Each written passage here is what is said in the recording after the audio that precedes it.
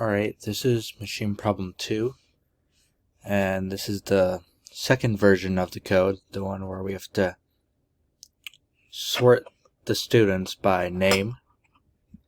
So I still have my selection sort class, which has my student, the students, their GPA, and then I'm going to say that the students are, and then after sorting. So this is my student.java. Now I have my name, GPA, and these are basically just all the setters and getters for it. Yeah, this is a comparison of the name. So